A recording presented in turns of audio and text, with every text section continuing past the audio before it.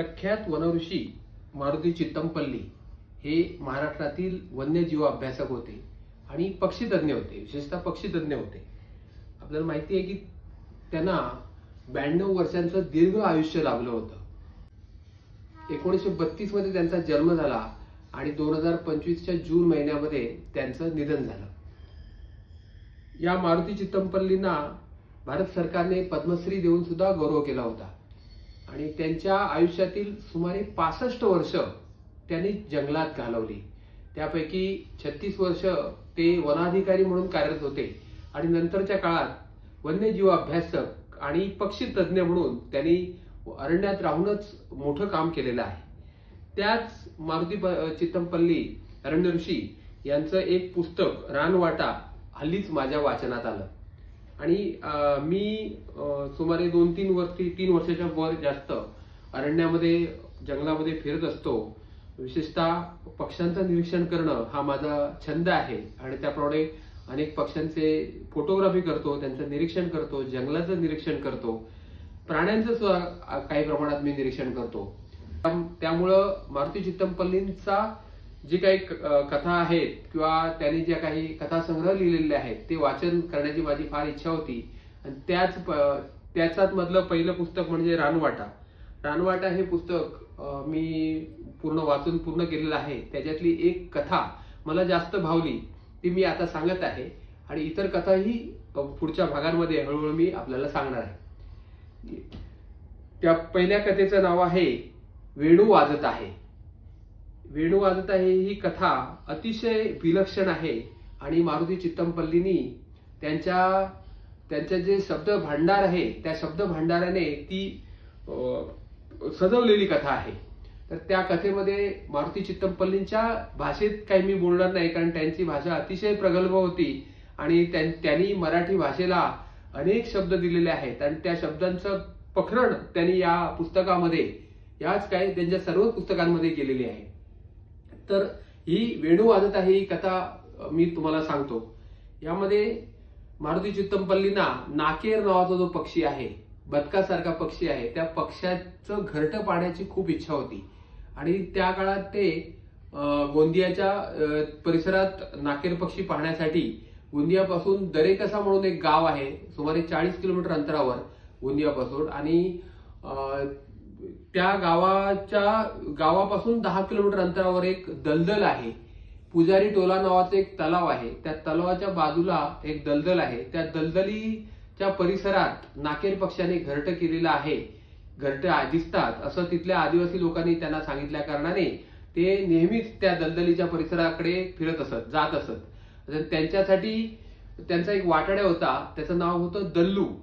तर दल्लू नावाचा जो वाटाड्या होता तो त्यांना नेहमी तिकडे घेऊन जायचा। तो आदिवासी होता आणि त्या परिसराची त्या दल्लूला फार चांगली माहिती होती, त्यामुळं तो नेहमी मारुती चित्तमपल्ली यांच्याबरोबर जात असे। अनेक वेळा ते उन्हाळ्यात, पावसाळ्यात आणि हिवाळ्यात त्या दलदलीकडे गेलेले होते। ती दलदल इतकी विचित्र होती, 20 ते 21 चौरस किलोमीटर अंतरावर ती दलदल पसरलेली होती आणि त्याच्यावर झुडपं अशी पसरलेली होती आणि त्या झुडपामध्ये जर एखादा प्राणी किंवा माणूस व्यक्ती सुद्धा जर गेला तिथे आणि त्याला वाटसरूला ते लक्षात नाही आलं, अपरिचित वाटसरू असेल तर तो वाटसरू परत तिथून यायचाच नाही। अनेक प्राणी तिथे, गुरंढोरं तिथे पाणी प्यायला जायची आणि ती त्याच्यातच रुतून बसायची आणि त्या दलदलीतून परत कधी आलेली दिसली नाही। तसंच एखादा चुकून वाटसरू तिथे पाणी पिण्यासाठी गेला तर तो तिथेच संपला म्हणून समजायचं। अशा प्रकारे ती दलदल होती आणि त्यामुळं तिथे जर कोणी माहितगार वाटाड्या असेल तरच तिथे जाणं शक्य होतं आणि त्यामुळंच मारुती चित्तमपल्लींना फार आवड असल्या कारणाने ते या दल्लू नावाचा जो वाटाड्या होता त्याला घेऊन नेहमी जायचे। तिथे त्यांनी एकदा असंच ते श्रावण महिना होता आणि श्रावण महिन्यात पाऊस आता कमी झालेला होता आणि त्याप्रमाणे ते तिथे त्या दलदलीकडे जाण्यासाठी निघाले। दरेकासामधून 10 ते 12 किलोमीटर अंतर जंगलातून चालत जाऊन आपण त्या दलदलीकडे पोहोचू शकतो असं त्या वाटाड्याने सांगितलं आणि त्याप्रमाणे ते तिथून निघाले। आणि काय झालं काय माहित नाही, त्यांना रस्ता संपतच नव्हता। 10-12 किलोमीटर म्हणता ते सकाळी निघाले, ते संध्याकाळ झाली पण अजूनही दलदलीचा पत्ता नव्हता अशा वेळी त्यांना वाटलं काय आपण कुठे अडकलोय, आणि आता काळोख व्हायला लागला. आणि त्याच्यात मारुती चितमपल्ली ते जंगलातच वास्तव्याला असल्याकारणे अनेक वेळा जंगल त्यांनी पायी फिरून काढलेली असल्याकडे त्याला काहीच भीती वाटत नव्हती जंगलाची. मात्र तो त्यांच्याबरोबर जो दल्लू नावाचा आदिवासी होता, त्याला रात्र झाल्यानंतर, संध्याकाळ झाल्यानंतर त्याला भूतांची भीती वाटायची. बाकी तो माणसाला घाबरायचा नाही, तो भूताला खूप घाबरायचा. आणि तो त्यांना काय काय स्टोरी सांगत राहिला त्यावेळी. त्याच्यात त्यांनी पहिली स्टोरी अशी सांगितली की ते इथे आसरा फिरतात. आसरा एक देवीचाच प्रकार आहे. त्या रात्री इथे फिरत असतात. तर मारुती चितमपल्लीने त्यांना विचारलं, तू पाहिलेस का त्यांना कधी?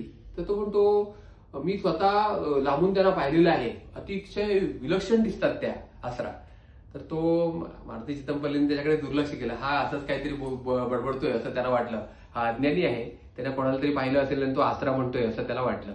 नंतर तो म्हणाला, मला इथे परीस दिसला. अरे परीस कसा दिसला तुला? तो परीस चालत होता. मारुतीने चितमपल्लीने त्याला वेड्यात काढलं. ते म्हणाले, परीस काही एखादा व्यक्ती आहे का तो चालायला? तर नाही म्हणाला, मी पाहिला त्याला, तो परीसच होता. आणि जिथे फिरत होता त्या तलावाच्या बाजूने, आणि जिथे जिथे जायचा, ज्याला हात लावायचा त्याचं सोनं व्हायचं. तर मग म्हणाले, मग ते तू काय केलं? तो म्हणतो, त्या परिसाचा मी पाठलाग केला, त्याच्या मागून मागून चालत होतो, पण तो अचानक मी त्याला हात लावणार इतक्यात तो अदृश्य झाला आणि त्याचं दगडामध्ये रूपांतर झालं. आणि मग तो दगड तू काय केला? तो म्हणतो, मी दगड आणून घरी ठेवलेला आहे. तर मारुती चितमपल्ली हसायला लागले. त्याच्या अज्ञानाची त्यांना कीव आली. कदाचित काय बोलतोय त्याचं त्याला काय कळत नसेल असं वाटलं त्यांना, आणि ते त्याच्याबरोबर चालत राहिले. थोड्या वेळाने अजूनच काळोख झाला. अजूनही दलदलीचा पत्ता नव्हता. तर ते मारुती चितमपल्ली म्हणाले, आता आपल्याला इथे मुक्काम केल्याशिवाय पर्याय नाहीये, मग आपण उद्या सकाळी हे दलदलीचा आणि नाकेर पक्षाचा आपण शोध घेऊ. तर तितक्यात ते जंगल, मोठं जंगल होतं, आणि जंगलाच्या एक उंच भाग त्यांना दिसायला लागला. तर त्या उंच भागावर काही कबुतर तिथे उडत चाललेली दिसली त्यांना. मोठ्या प्रमाणात संध्याकाळची वेळ होती. कबुतर ते उडत उडत त्या बाजूला जात होती आणि तिथे दिसत नव्हती, नाहीशी होत होती. त्यांनी त्या दल्लूला विचारलं, बाबा हे काय प्रकार आहे? तो दल्लूला त्या एरियाची पूर्ण माहिती होती. दल्लू म्हणाला, ही जी कबुतर आहेत ती कबुतराच्या कप्पीकडे जात आहेत निघून. तिथे कबुतराची कप्पी आहे. ते म्हणाले, कप्पी म्हणजे काय? ते म्हणतो, डोंगर माथ्यावर 2 गुहा आहेत. त्या गुहेमध्ये, एका गुहेमध्ये ही कबुतर सगळं रात्री मुक्कामाला जातात, आणि सकाळ ज्यावेळी होते त्यावेळी ती कबुतर वर येतात आणि पुन्हा आपल्या मार्गाने परत जंगलामध्ये फिरायला जातात. तर त्यांना थोडंसं आश्चर्य वाटलं आणि ते म्हणाले, ठीक आहे, मग आपण जाऊया का तिकडे वर? गुहेमध्ये रात्री मुक्काम करू, आणि गुहेमध्ये तर सेफ असणार आहे, गुहेमध्ये रात्री राहू, आणि उद्या सकाळी उठून आपण दलदलीकडे आणि ते नाकेर पक्षाचे घरटं जे आहे तिथे जाऊ पाहायला. हा थोडा घाबरलेलाच होता, तो दल्लू होता. तो दल्लूला रात्रीची तिथे भीतीच वाटायची. तो तरी पण हे बरोबर असल्यामुळे तो म्हणाला, ठीक आहे, आपण आहात तर आपण जाऊया. आणि मग हळूहळू चालत चालत ते डोंगराच्या माथ्यावर आले. माथ्यावर आल्यावर खरोखरच त्यांनी पाहिलं तर 1-2 गुहा त्या डोंगराच्या माथ्यावरून खाली जाताना दिसत होत्या. एक गुहा जात होती ती त्या जे कबुतरांची कप्पी होती त्याकडे ती वळलेली होती, आणि दुसरी गुहा होती ती दुसरी एक भुयाराकडे जात होती. तर ते म्हणाले, ठीक आहे, आपण या रात्री या भुयारातच मुक्कामाला राहूया. आणि मारुती चितमपल्लींनी थोडा काळोख झाला असल्या कारणाने हळूहळू ते उतरायला सुरुवात केली. त्या गुहेमध्ये थोडीशी पायवाट होती, निसरडी झालेली होती, शेवाळ पसरलेलं होतं, कारण पावसाचा सीझन असल्या कारणाने तिथे, आणि रात्रीचा सीझन रात्र असल्या कारणाने त्यांना काही विशेष दिसत नव्हतं. हळूहळू ते दोघेही एकमेकाच्या आश्रयाने त्या गुहेमध्ये उतरले. गुहेमध्ये उतरल्यानंतर जिथे उतरले तिथे 2 फाटे गेलेले होते. एक कबुतरेच्या गुहेकडे एक दुसरी गुहा गेलेली होती, आणि एक गुहा जी गेलेली होती ते एक भुयार होतं, ती गुहा होती.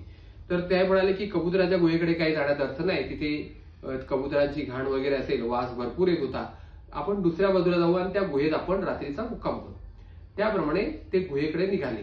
तर गुहेकडे निघाल्यानंतर त्यांना त्या गुहेतून धूर येताना दिसला. गुहेतून धूर येताना दिसल्यावर ते थोडे अचंबित झाले की गुहेत कोणीतरी वास्तव्याला आहेत काय, असं त्यांना वाटलं. त्यांना एक क्षण असं वाटून गेलं की ही मध्य प्रदेश आणि महाराष्ट्राच्या जी सरहद्द आहे, सरहद्दीवरचं जे जंगल आहे, कदाचित तिथे दरोडेखोर असू शकतात. मध्य प्रदेशात मोठ्या प्रमाणात दरोडेखोर आहेत, तर ते दरोडेखोर कदाचित रात्रीच्या वास्तव्याला इथे असू शकतात असं त्यांना वाटलं. म्हणून ते थोडेसे मनातून घाबरले, आणि समजा या दरोडेखोरांनी आपल्याला पकडलं आणि पळून घेऊन गेले तर काय करणार, असं त्यांना मनात शंका आली. तरी पण आता रात्रच झालेली होती, काहीच आसरा नव्हता, थंडी वाजत होती. मग म्हणाले, ठीक आहे, आपण जाऊया तिथे आणि रात्री मुक्कामाला राहूया. आणि अशा प्रकारे ते खाली उतरले हळूहळू ते जिथून धूर येत होता त्या धुराकडे ते वळले. तर पुढे गेल्यावर त्याला एक विलक्षण दृश्य दिसलं. एक साधू महाराज तिथे त्या गुहेमध्ये बसलेले होते आणि साधू महाराजांच्या चेहऱ्यावर अतिशय विलक्षण तेज होतं. असा साधू महाराज किंवा असे विलक्षण तेज त्यांनी मारुती चितमपल्ली यांनी आयुष्यात कधीही पाहिलेलं नव्हतं. त्यामुळे ते पुढे सरकले तर थोडेसे दचकून उभे राहिले. त्यावेळी साधू महाराज जे बसले होते खाली, तर त्यांना बोलवलं आणि सांगितलं की समोर बसा माझ्या. तर मारुती चितमपल्ली आणि त्यांच्यावर जो दल्लू होता ते तिथे खाली बसले. त्याच्यानंतर त्यांनी साधू महाराजांनी तिथे शेकोटी पेटवली होती आणि शेकोटी पेटवली असल्या कारणाने शेकोटीच्या उजेडामध्ये आसपासचा परिसर सुद्धा दिसत होता गुहेमधला. तर त्याला तिथे अजून एक विलक्षण दृश्य त्यांना असं दिसलं की तिथे एक तरुण एका गोधडीमध्ये गुंडाळलेला होता आणि अर्धवट बेशुद्ध अवस्थेत तो तिथे साधूंच्या समोर झोपवलेला होता.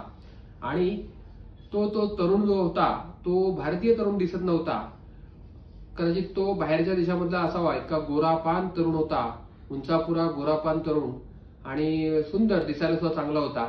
आणि त्याच्या समोरच एक भारतीय युवती बसलेली होती आणि ती मात्र युवती भारतीय होती.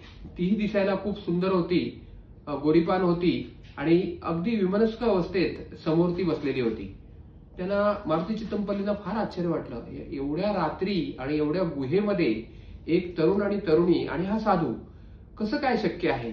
त्यांना थोडं आश्चर्य वाटलं. त्यांनी आश्चर्याने साधूच्या चेहऱ्याकडे पाहिलं. साधूला त्यांचं जे आश्चर्य लक्षात आलं, त्यांचं कुतूहल लक्षात आलं. त्यांनी कुतूहल शमवण्यासाठी त्यांना सांगितलं की हा जो तरुण आहे हा रशियन तरुण आहे आणि हा इंजिनियर आहे आणि हा जे भिलाईचा जो कारखाना आहे त्या कारखान्यामध्ये हा तरुण इंजिनियर आहे आणि ही त्याची पत्नी आहे. ही इंडियन आहे, भारतीय पत्नी आहे. तिथे रायपूरमध्ये ही मुलगी राहते आणि तिचं लग्न या तरुणाबरोबर झालेलं आहे, इंजिनियर बरोबर झालेलं आहे आणि मग आता ही वास्तव्याला इकडे आलेली आहे. तर त्यांना जंगलाचा फार आवड आहे. त्याच्यामुळे फिरत ही जंगलात आली. आज दुपारी जंगलात आली होती आणि अशा वेळी मधमाशांनी त्यांच्यावर हल्ला चढवला आणि त्याच्यामुळे हा तरुण जखमी झालेला आहे. आणि ह्या जखमी तरुणाला घेऊन ही युवती घाबरलेली आहे आणि ती माझ्याकडे आली आणि माझ्या गुहेत आली. समोर तिला माझी गुहा दिसली, मी दिसलो, त्याच्यामुळे माझ्याकडे आली आणि तिने याच्यावर उपचार करण्यास सांगितले आणि त्याप्रमाणे मी याच्यावर उपचार करत आहे. आता तो बेशुद्ध अवस्थेतून शुद्धीकडे येत आहे, त्याला शुद्धी येत आहे आणि थोड्याच वेळात त्याला शुद्धी येईल असं त्यांनी त्याला सांगितलं. तर मारुती चितमपल्ली हे ऐकून आश्चर्यचकित झाले. ते खरोखरच त्यांनी मनोमन साधूला नमस्कार केला आणि आता फारच रात्र उलट झालेली होती.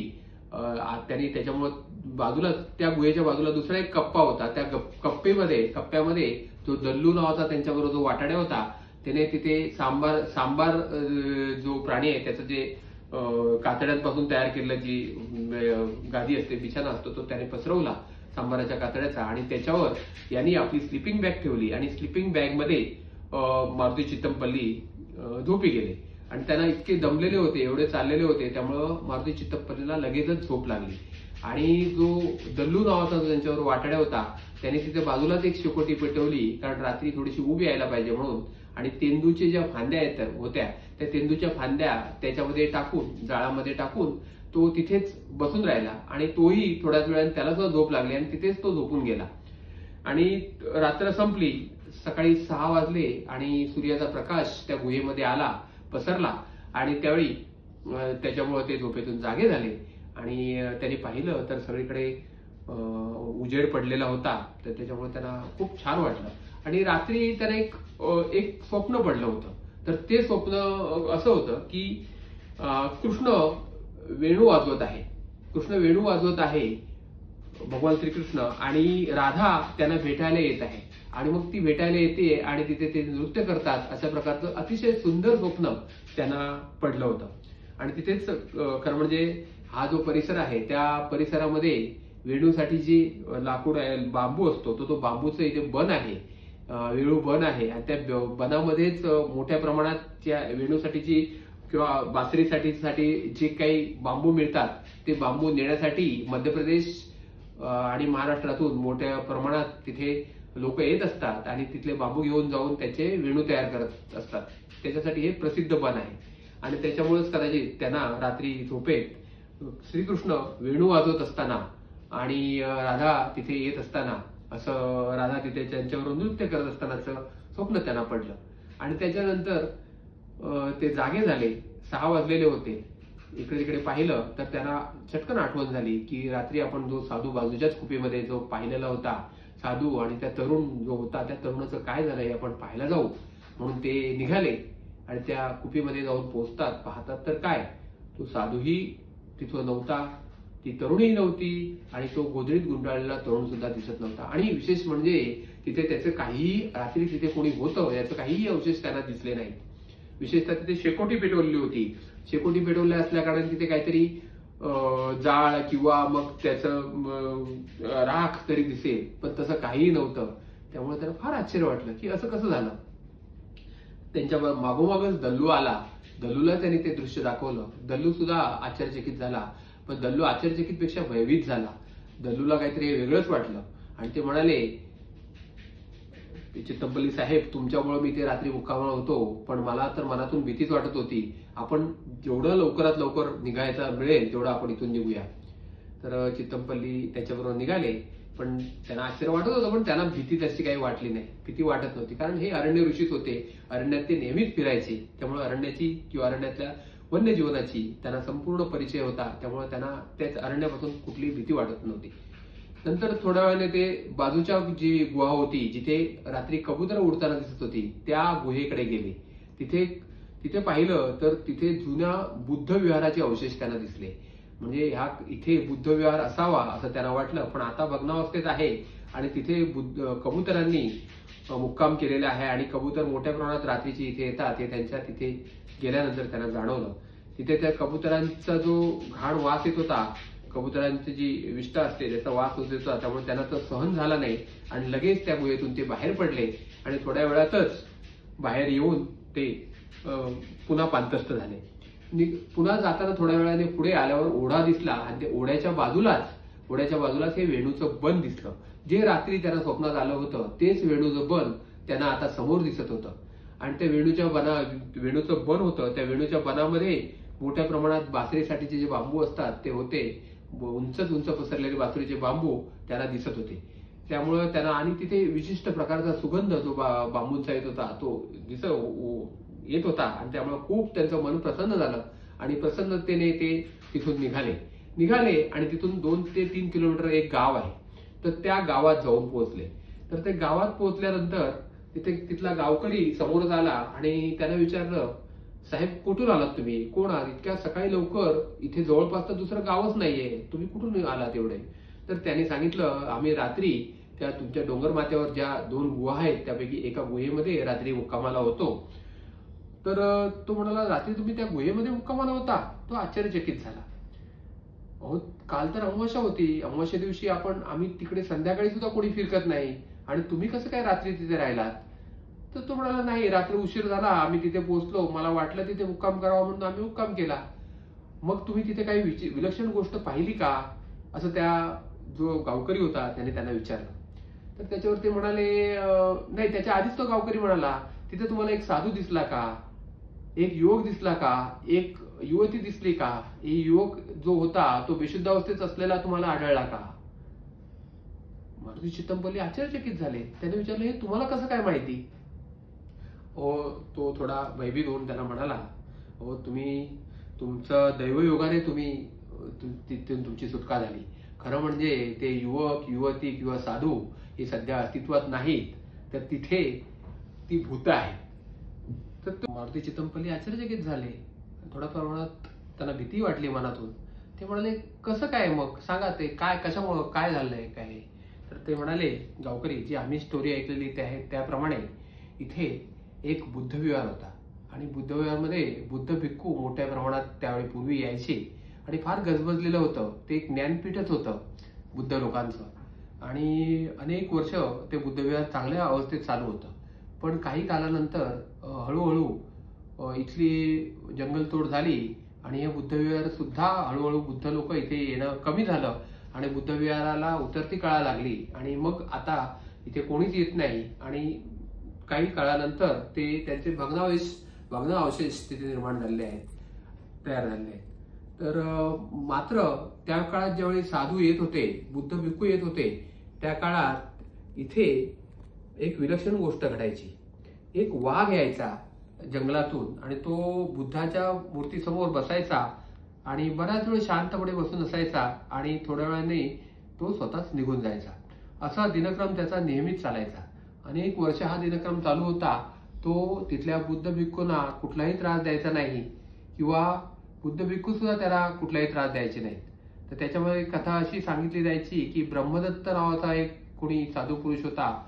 तर त्याला शाप मिळाल्यामुळे त्याचं वाघामध्ये रूपांतर झालेलं होतं आणि तो नेहमी इथे बुद्धाचे जी विहार आहे, तो बुद्ध विहारामध्ये तो यायचा आणि तो अजूनही तो वाघ येत असतो आणि रात्री इथे मुक्कामाला राहत असतो, थोडा वेळ असतो आणि निघून जातो असं ते सांगतात. तर त्याप्रमाणे अनेक वर्षे चाललेलं होतं आणि नंतर काही वर्षाने काय झालं की इथे आता कारखाना झाला. जो भिलाईला जो कारखाना झाला त्याच्यामुळे इथली जंगलतोड झाली मोठ्या प्रमाणात. फक्त हेच एक जंगल इथे शिल्लक राहिलं आणि हा बुद्ध विहाराचे अवशेष शिल्लक राहिले. तर अशा वेळी एक या ज्या भिलाईच्या कारखान्यामध्ये एक रशियन युवक इंजिनियर होता. तो तिथे त्या कारखान्यामध्ये होता आणि त्याचं लग्न रायपूर मधल्या एका भारतीय स्त्रीशी झालं. ती भारतीय युवती खूप दिसायला सुंदर होती आणि हा रशियन युवक सुद्धा खूप दिसायला सुंदर होता. तर त्यांचं लग्न झालं आणि त्या रशियन युवकाला जंगल भ्रमणाची फार आवड होती आणि विशेषतः तो जंगलामध्ये जाऊन शिकार सुद्धा करायचा. तर त्याप्रमाणे तो फिरत फिरत इथे यायचा, इथे प्राण्यांची वगैरे शिकार करायचा आणि रात्री निघून जायचा. असं तो कधी कधी करायचा. तर त्याप्रमाणे एका दिवशी तो आला दुपारच्या वेळेला. त्याच्याबरोबर ती युवती सुद्धा होती आणि ह्या बुद्ध विहाराच्या समोर ती गप्पा मारत बसलेली होती. तितक्यात तो वाघ आला नेहमीप्रमाणे आणि तिथे वाघ तो शांतपणे बुद्ध विहारासमोर बसला, तर त्या अवशेषांसमोर बसला. तर त्यावेळी त्याला वाटलं की आयतीच आता शिकार माझ्या समोर आलेली आहे, म्हणून त्याने त्याच्याकडे जी बंदूक होती त्याच्यातून त्याने गोळी त्या वाघावर झाडली. तर वाघावर गोळी झाडल्यानंतर वाघ तिथून दिसेनासा झाला. पण तिथून मधमाशांचं मोहोळ उठलं आणि मधमाशांनी त्या युवकाला चावे घ्यायला सुरुवात केली आणि थोड्याच वेळात तो युवक जर्जर झाला आणि बेशुद्ध झाला. त्यावेळी युवतीला मात्र त्यांनी अजिबात चावा घेतला नाही. युवती तशी व्यवस्थित होती, पण ती फार घाबरली आणि तिने तिथे आसपास कोणीच दिसत नव्हतं, चिटपाखरू सुद्धा दिसत नव्हतं. त्यावेळी ती घाबरली आणि त्या युवकाला तितक्यात तिकडून एक साधू येताना तिला दिसला. त्याच्यामुळे तिने साधू बाबांना नमस्कार केला आणि साधू बाबांना ते सगळं सांगितलं. त्यावेळी साधू बाबांनी त्यांच्याकडे जी गोधडी होती ती गोधडी त्या युवकाच्या भोवती गुंडाळली आणि तिथेच त्या युवकाला ठेवलं आणि ते त्या युवतीला म्हणाले, बाई, तुझ्या ज्या नवऱ्याचं आयुष्य होतं ते एवढंच होतं आणि कर्मधर्म संयोगाने हे सगळ्या गोष्टी घडून आलेल्या आहेत आणि त्याने त्या वाघावर गोळी झाडायला नको होती, त्याच्या पण काय करणार त्याला, तो हा दैवयोगच होता. त्याप्रमाणे त्याचं आता काही जगू शकणार नाही. आणि थोड्याच वेळाने त्या तरुणाचं तिथे निधन झालं आणि ते पाहून ती अतिशय व्याकुळ झाली आणि व्याकुळतेत तिचं सुद्धा तिथेच निधन झालं. अशा प्रकारे युवक आणि युवतींचं तिथेच निधन झालं आणि साधू सुद्धा थोड्या वेळाने तिथून गुप्त झाला. तर अशा प्रकारची कथा आहे आणि त्याच्यामुळं इथे लोक कुठे संध्याकाळच्या वेळी, रात्रीच्या वेळी इथे ह्या गुहेमध्ये कधीच मुक्काम करत नाहीत. आणि काल तुम्ही राहिलात तर ती अमावास्याच होती. अमावास्याच्या रात्री तर हमखास हे दृश्य सर्वांनाच पाहायला दिसतं. जे कोण त्या बाजूला जातील त्यांना हे पाहायला मिळतं आणि असा पाहिलेला माणूस एकतर वेडापिसा होतो किंवा त्याचा मृत्यू होतो. असा माणूस कधीच जगू शकत नाही. तुम्ही जगलात कारण तुम्ही खरंच तुमचं अरण्यावर प्रेम आहे, तुम्ही अरण्य ऋषी आहात, तुम्ही जंगलाशी एकात्म झालेला आहात, म्हणूनच तुम्ही वाचू शकलात, तिथून तुम्ही व्यवस्थित येऊ शकलात, हे मला तरी वाटतं. तर मारुती चित्तमपल्लींनी अतिशय आश्चर्यचकित झाले आणि ते देवाचीच कृपा समजले आणि मारुती चित्तमपल्लींना तो अनुभव त्यांनी ही जी कथा आहे, या वेणू वाजत आहे ही जी कथा आहे त्या कथेमध्ये त्यांनी ही कथा सांगितलेली आहे आणि तो हा प्रत्यक्ष अनुभव त्यांचा आहे. अरण्य ऋषी होते, त्यांनी सर्व सत्यकथा लिहिलेली आहे आणि ही सत्यकथा आपल्याला फारच भावुक करून ठेवते आणि अतिशय विलक्षण कथा आहे. वेणू वाजत आहे, प्रत्येकाने ही मी आता थोडक्यात ही कथा सांगितली. त्यांच्या शब्दात जर आपल्याला ह्या कथेचा अनुभव घ्यायचा असेल, प्रत्येकाने ही रानवाटा पुस्तकामध्ये ही जी वेणुवादता ही कथा आहे ती स्वतः वाचावी. वाचल्यानंतर तुमच्या लक्षात येईल त्यांनी जी काही वर्णनं केली आहेत तर ती वर्णनं तुम्ही जर पाहाल तर तुम्ही अतिशय तुम्हाला ह्या कथेविषयी किंवा त्या मारुती चित्तमपल्लींच्या कथांविषयी आवड निर्माण होईल आणि खूप त्यांची जी शब्दसंपदा आहे ती शब्दसंपदा तुम्हाला निश्चितच भावून जाईल.